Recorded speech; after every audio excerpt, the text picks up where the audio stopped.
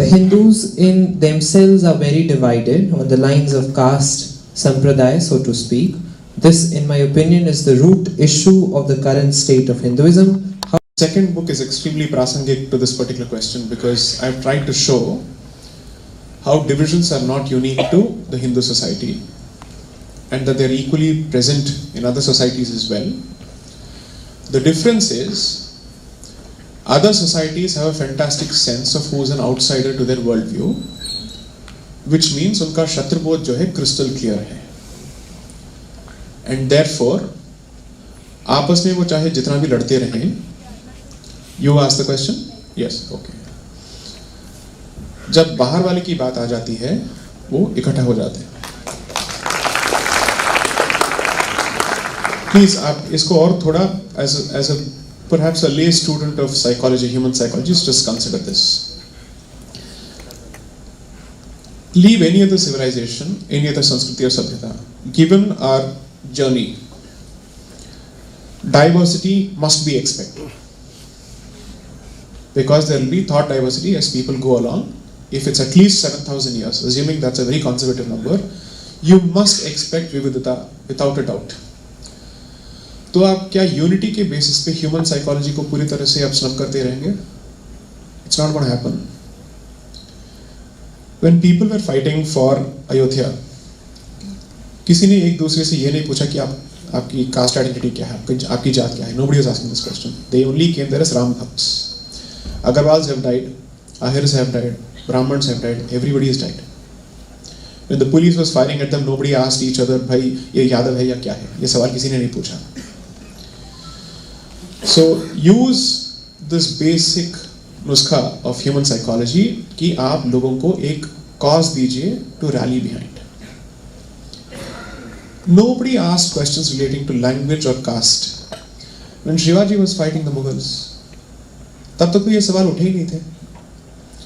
एक मिनट के लिए मान लेते हैं कि जितने भी हिंदू समाज के अंदर विकृतियां हमें पढ़ाई जाती हैं ये उस कालखंड में भी था. एक मिनट के लिए मान लीजिए.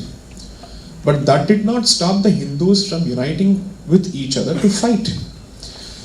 At best, the division may have been political, but it was not caste-based or language-based.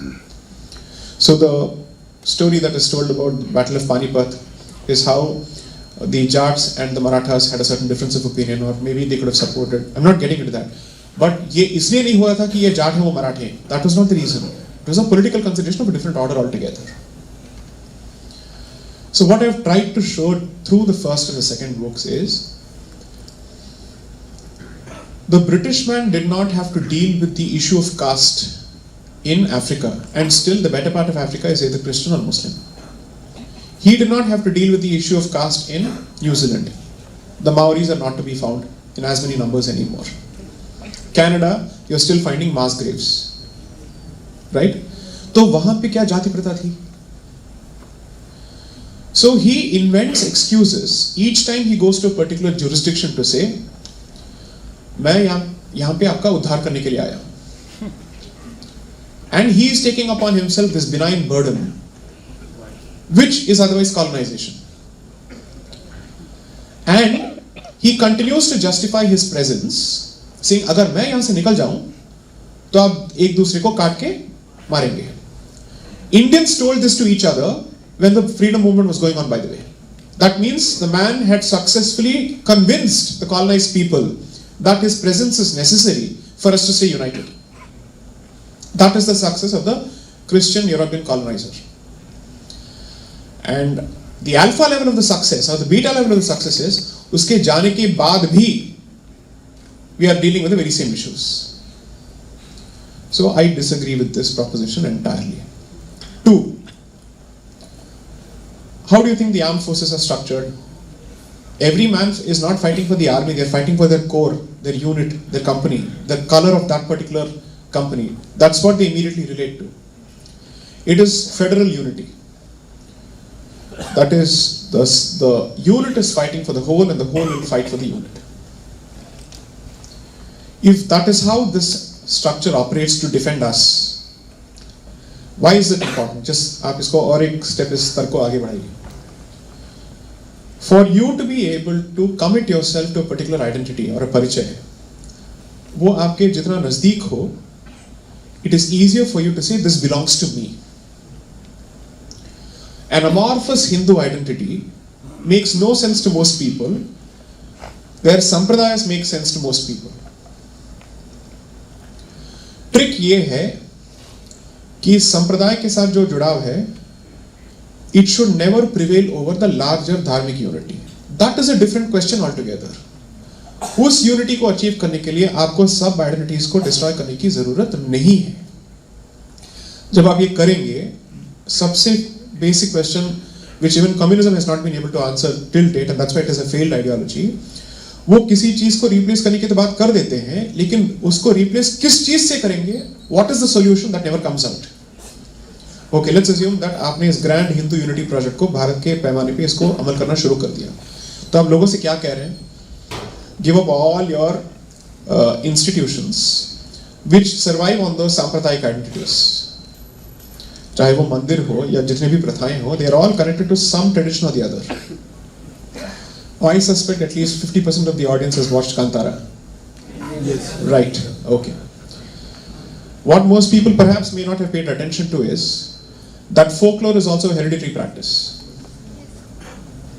And the entire movie is about the son finding the way back to the profession of the father. And he's haunted by nightmares throughout the movie for his deviations. And finally he comes back to the way of the father, the prodigal son returns home. Now when you speak of the problem with hereditary structures, आप इस argument को folk art में लेके जाइए. Let's see how does it work. Why do you need hereditary structures? I am not making an argument for why birth-based jati is right. I am sure this is going to be confused with that. Let me try and explain this. When you inherit a particular tradition, आप इस institution से जब बाहर जाते हैं, you effectively have pride with respect to the institution which is your alma mater. You inherit those legacies. So any KGP guy, if he meets the other person, guy, girl, whatever it may be, we start with the standard motto of KGP, of Kharagpur, which is KGP ka tempo high hai. That's how we use it. So that's how we interact with each other. How do we interact? The next level of interaction is, आप कौन से hall में हैं? What's your hostel? JCB, Jagdish Chandra Bose, Vishweshwaraya. That's how it goes. So you relate to the traditions of the hall that you come from. I am saying it's so surprising that we find it difficult to apply the very same logic to these structures. Because every jati tradition represents a knowledge tradition. उसको और उस बीज को बचाने की जिम्मेदारी उन्होंने ले रखी है, so that some family continues over a point of time. And there is some member of the family who constantly says, मैं इसकी रक्षा करूँगा. Public property means it belongs to everyone, correct? Okay. But every time there is a problem in this country, which is the property that is first attacked? Public property. क्या आप उसको बचाने जाएंगे, अपने घर को बचाने जाएंगे? क्यों? ये तो आपकी भी है ना, ये संपत्ति आप सबकी है. बस को जलाया जा रहा है और आपके घर को जलाया जा रहा है, आप किसको चूज करेंगे? इन दोनों विकल्पों के बीच में आपका चुनाव किसका होगा? घर को होगा भाई. Because public property is nobody's property. Because the relationship between you and public property is amorphous. It exists in thin air. Because आप कहेंगे ये देख लेगा, वो कहेगा ये देख लेगा, वरना स्टेट देख लेगी, बात खत्म. हिंदू यूनिटी ऐसे ही फेल होगा, क्योंकि आपने अंदर के जितने भी स्ट्रक्चर्स है उसको तोड़ दिया होगा और कोई इसकी रिस्पॉन्सिबिलिटी नहीं लेगा. But who is going to provide thought leadership? That's not going to happen. There is a reason that our industrial houses still survived because of the Vaishya traditions and the safety networks and the guilds that they built. A Brahmin will never have the confidence to start a business as much as a Baniya does, simply because of the inherited legacy of taking risks. Of course, there may be individual exceptions, but the existence of an exception only points to the existence of a rule. Departure का मतलब यह है कि एक benchmark तो बन गया, वहां से आप डिविएशंस को देखते बैठेंगे, but it is still a deviation, it's not the rule. If you happen to come from a certain background which says I will pursue knowledge, the rest of the society is going to take care of me, then you're not going to invest in risk-taking activity from a financial perspective. These are products of a pre-industrialized society, where the vocation of the father effectively becomes the vocation of the son. And I will say son, because at that point it was a male-dominated force. So you can accuse me of misogyny, but you can't change history. So considering that, question अब अलग होना चाहिए, which is एक industrial as में क्या इस धर्म का कोई महत्व रह चुका है? That's a question you ask. But there are people who are still following their ancestors' practices and traditions. आपने ये डिसाइड कर लिया है कि आप मॉडर्न इकोनॉमी के साथ आप जुड़ जाएंगे, तो ये आपका निजी डिसीजन है. You can't stop others from following their practices. As much as you will not be comfortable with them imposing their structure on you, you don't have the right to impose your worldview on them, because they are saying हम इस धारा से अलग रहेंगे. If you're willing to give the Jarawas in Andaman the right to be away from civilization, as we call it, because you're saying these are certain cultures and ways of life that need to be protected, why can't you extend the very same benefit of doubt to others? क्योंकि इसमें you will immediately be forced to look at it from the Marxist literature of class war, because उनका सीधा यही allegation होगा that this entire structure was created only for oppression. That's exactly why Marxism's role in killing indigenous societies' native systems must be understood, and Bharat से बेहतर case study आपको इस विषय में नहीं मिलेगा. दुनिया भर में जाके ये नेटिव आइडेंटिटी की बात करेंगे, उसकी रक्षा करेंगे, बिकॉज दैट्स द अंडरडॉग. लेकिन भारत में आते ही it is the native identity that becomes the oppressive identity. That's why in the first book I clearly show, Marx अपने आप कह रहा है that I may have my disagreements with colonisation, but उपनिवेशवाद का एक फैंटास्टिक ये कॉन्सिक्वेंस ये है कि Asiatic ways of life will be destroyed, which is to say India and China, which are the major civilizations, उनके अंदर के जितने भी societal structures हैं, knowledge structures हैं, वो पूरी तरह से टूट जाएंगी. Therefore, colonization is important. No wonder Marxism in this country and communism in this country is constantly pushing the Western agenda. What an irony! They may have a problem with United States, but they otherwise don't have a problem foisting Western ideas in Bharat. That is the paradox in their positions. So, ऐसे मुद्दों पे theory से ज्यादा practicals की और knowledge important हो जाती है, क्योंकि देन यू विल आस्क, अगर कोई ट्रेडिशन आज भी जिंदा है और कायम है, it's not because some fellow from a different tradition comes and says मैं इसकी रक्षा करूंगा, इसको आगे लेके जाऊंगा. Those people have continued 1200 years of butchery, savagery, destruction, burning of libraries, and this experience is replicated where? In Persia, is replicated in Andalus, therefore Spain. Please sit. In all these places this is replicated. वहां की संस्कृति नहीं बची है. यहां पे किसने उसको बचाया? Everyone takes care of their own traditions and says हम इसकी रक्षा करेंगे. That is precisely why, despite all this, there is some continuity between how Bharat existed before 8th century and its current existence. आपको कुछ तो उसमें continuity नजर आ रहा है, क्योंकि किसी ने तो इसकी जिम्मेदारी ली कि हम इसकी रक्षा करेंगे.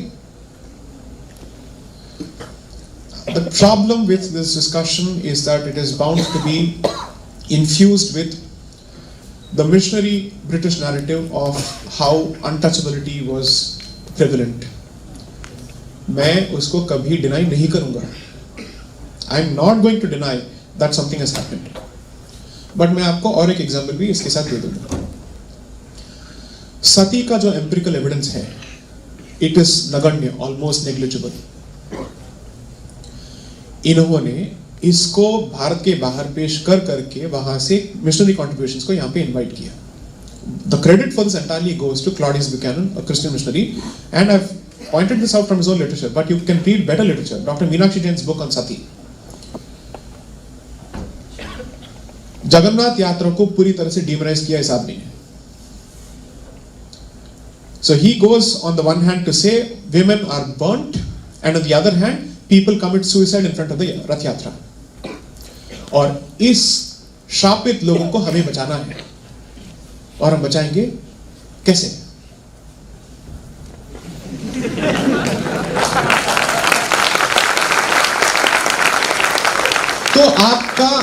हर प्रॉब्लम का सॉल्यूशन यही है, तो इसका मतलब आपका मकसद यही है. Why should I change my position now? If you want to help a person, you can also do that without pulling away that person from his roots. But that is not your goal. Your goal is very different. तो ये सिर्फ एक pretext है. What is the अनुवाद for pretext in Hindi? Bahana is Urdu. What is in Hindi? Please find it. Decoloniality. So I used अनुवाद and not tarjuman. So therefore, sorry. Okay, fine. I do not. Purvagra is it? Okay, fair enough. ठीक है.